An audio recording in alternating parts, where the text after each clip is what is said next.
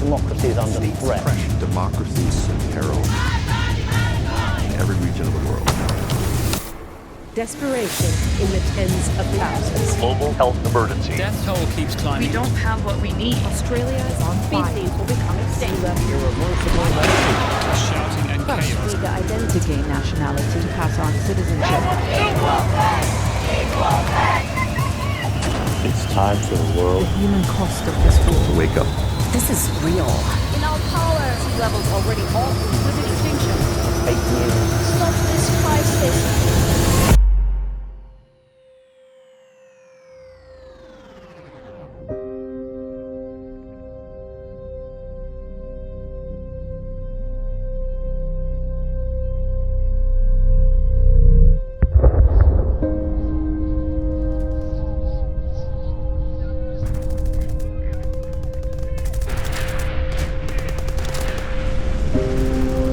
During the 20th century, more than 100 million people died in wars. In World War I, 90% of the casualties were military personnel.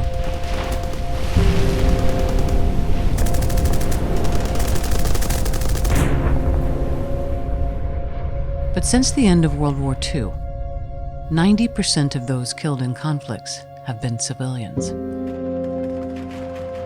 Many of them women and children. In Syria alone, more than 500,000 people have died so far, and millions more have been displaced.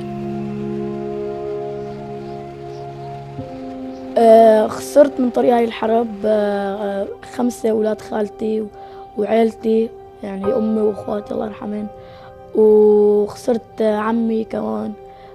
خسرنا كتير عالم يعني، والأهم من هيك إنه خسرنا بلدنا. Recent decades have given rise to ethnic, sectarian, and religious conflicts that have resulted in senseless killings worldwide. From ethnic cleansing in Myanmar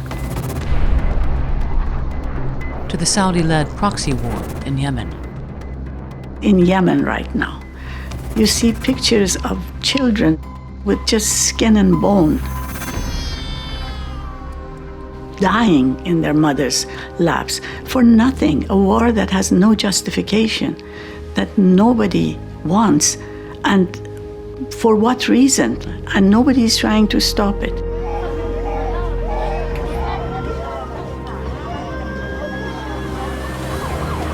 In Central America, where gangs run rampant, gender-based violence is used as a means of intimidation and coercion.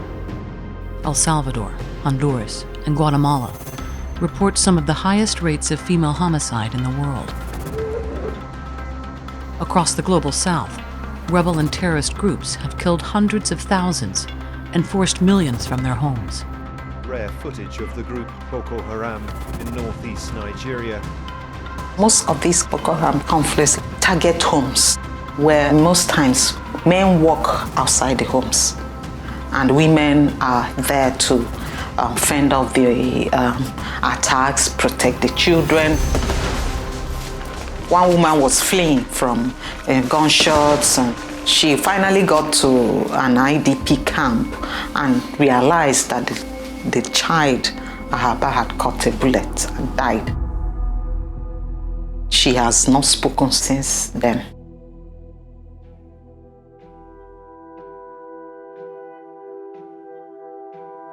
Rape as a weapon of war.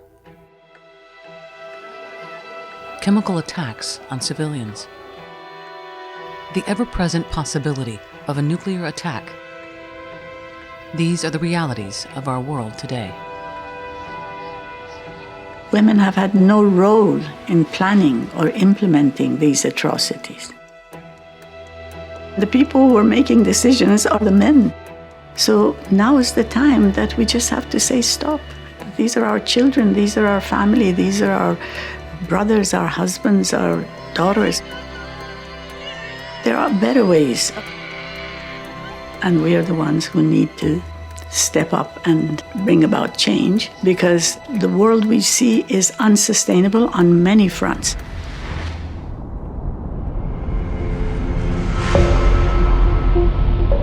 are losing the Arctic as we know it because of climate change. This is a forewarning of all the hardship and problems that will spread around the planet. Decades of fossil fuel use, greenhouse gas emissions, and aggressive deforestation are causing the temperature of the Earth to rise at an accelerated rate. And that is setting off a dire chain reaction across our entire ecosystem. barwaaqo fara badan oo xooluhu dhaleen geelyaariba adigu xoolihii oo markay bateen waxa jirtay oo la tiri kari waayay wixii dabadeetana bari dib marba wuxuun baa soo dhimayay. Everywhere I went in Africa, I kept hearing things are so much worse now. And it was the impacts, and it was an eye-opener for me because I saw how severe it was in undermining food security. The burden on women to put food on the table. If the drought is very severe, they have to go further for the firewood, further for the water. So my understanding of climate began with a human rights lens and a gender lens, and then I read up on the science, and I said, oh my God, this is serious. The Intergovernmental Panel on Climate Change, which includes scientists and experts from 195 countries, has presented data that shows that the average temperature of the Earth has risen 1.1 degrees Celsius since the 1950s. That might not seem like much, but consider this. Before the 20th century, it took more than 11,000 years for the Earth's average temperature to increase between 5 and 10 degrees. In just 70 years, the Earth's temperature has already increased 1.1 degrees. And that upward trend is predicted to continue. The IPCC is warning that we must work to limit that increase to 1.5 degrees to avoid catastrophic consequences. The scientists said you have to reduce by 45% global carbon emissions by 2030, and this is doable if you have the political will, and you have 12 years. Now we're in year 11.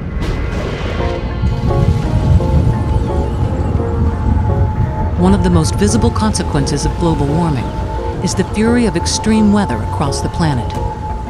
More violent storms causing massive destruction, devastating floods wiping out crops and livestock, severe droughts yielding fewer crops, out-of-control wildfires destroying homes and wildlife, and rising sea levels threatening coasts on every continent. The Middle East is going to be highly affected by climate change. Lebanon, for example, used to be one of the richest countries in water. And now, with low precipitation, we actually suffer from water scarcity. And adding to this is the sea salt water intrusion. People now dig wells so that they can water their crops, and by doing so, you see sea salt coming from the sea replacing the excavation and the exploitation of these aquifers. As these impacts intensify, scientists predict more people will face food insecurity. Availability of clean water will decrease. Severe flooding will encourage mosquito-borne diseases that will thrive and spread. And thousands of species will become extinct because of radical changes in their natural habitats. We are destroying the systems that sustain us. We're crazy. We have to change. And for those who rely on the land and natural resources for their livelihood, their very survival is at stake. Climate justice is really the understanding that those that have contributed the most to the climate crisis that we're in right now are not going to be the most severely impacted. Those who have contributed the least, who are living fundamentally lifestyles of low consumption, of low emissions, are facing the brunt of climate impacts not tomorrow or in a few years, but they're facing them today.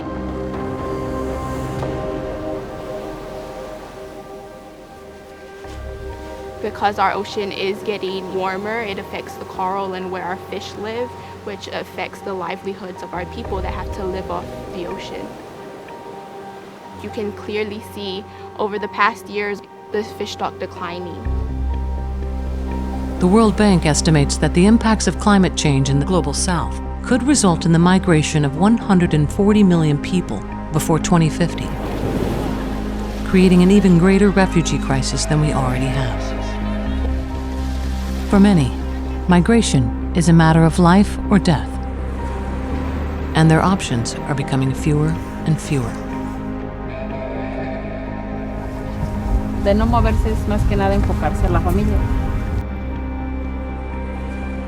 In the United States, we went from allowing about 100,000 refugees in 2016 to now capping the number at about 18,000 or so.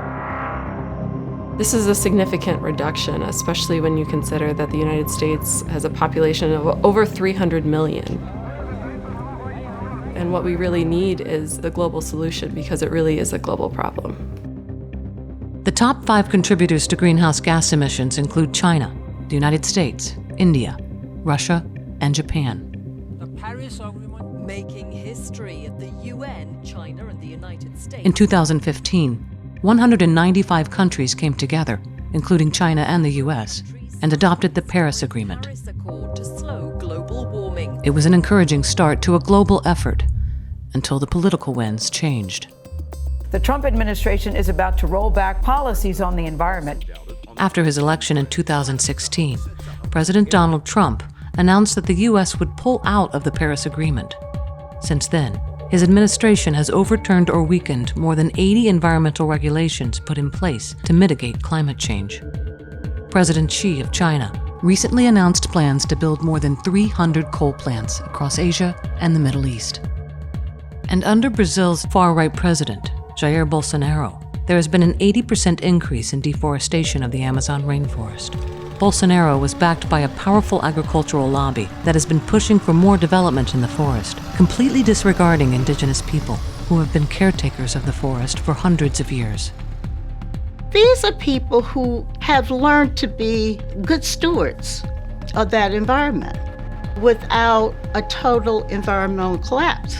The problem is that in the business world and governments as well, a short-term gain is more important than a long-term gain.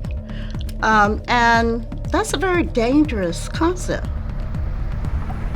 The climate crisis is a feedback of the current injustice and inequality that exists in our world. It's the clarion call of the earth saying this is what happens when you have a system that's based on extracting resources from one community to the other.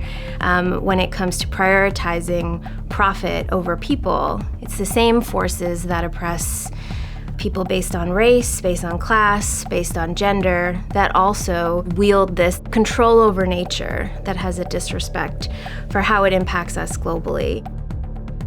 Every family in this world is now connected one to the other in the same ecology. We actually rely on other human beings to help us with our ecology.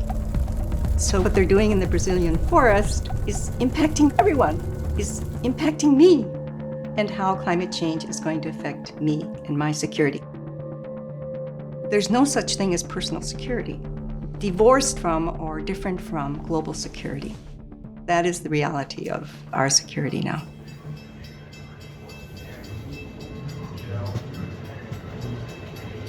I remember once meeting a woman on a train. She was telling this very sad and painful story about an uncle she adored who admired her. He was working on a family tree, and she waited and waited and waited for her copy. Didn't get one. Was talking to her brother and said, "Oh, I got it ages ago." And she insisted on seeing it. And that's when she realized that her beloved uncle's concept of family was only the men.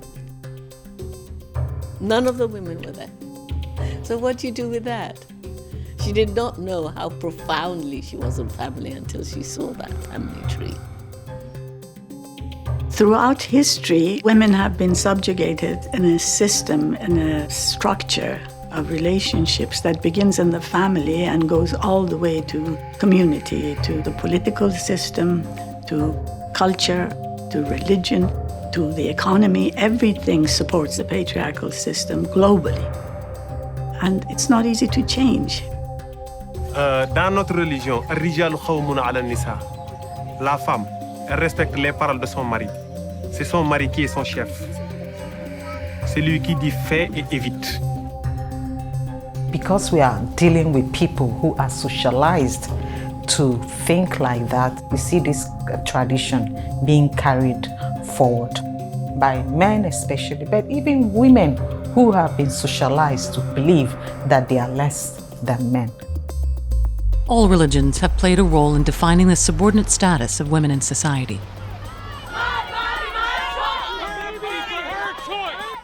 Whether it's trying to control women's bodies or denying them their autonomy. In many countries, religious-based family laws determine many aspects of women's lives, including rights to marriage, divorce, child custody, inheritance, and education, and the ability to own land, among others. And in 25 countries, women don't even have the right to pass on their own nationality to their children or foreign spouse.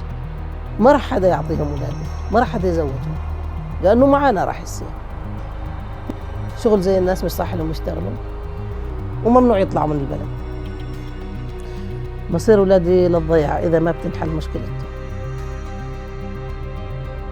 Without citizenship, children have obstacles with accessing education, healthcare, formal employment, even inheriting the family home or owning property in the country of their birth, simply because the nationality law of that country does not treat their mother as an equal citizen.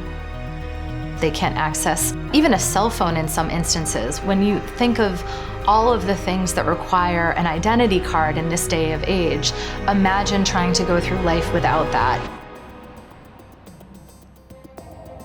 With the current rise of autocratic leaders worldwide, many of them are aligning themselves with far-right conservative forces.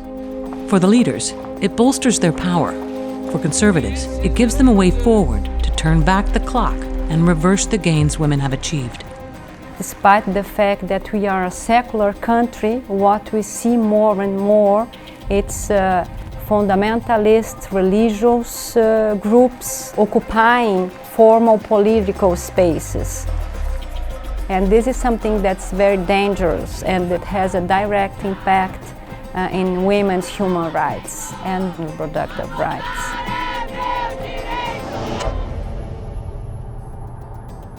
Gender equality is not only important because it is a human rights for women and for everybody, but it is also essential when it comes to building peace and protecting human security for themselves and for their children.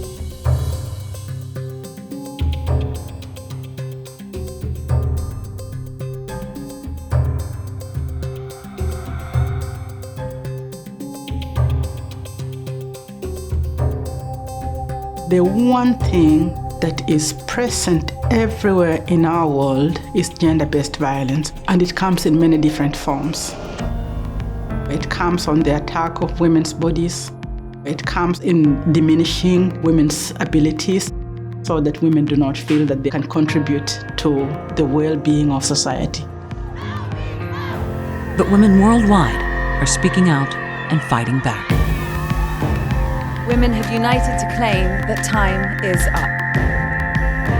Today, gender-based violence against women is discussed in parliament, in the United Nations, in businesses. It is discussed in religious institutions. So it is now a common knowledge that violence against women does not happen to just women who are underprivileged, but even women who are privileged. It's not enough to tell the story. What must follow is how we are able to use this knowledge to really bring change for women and not to go backwards again.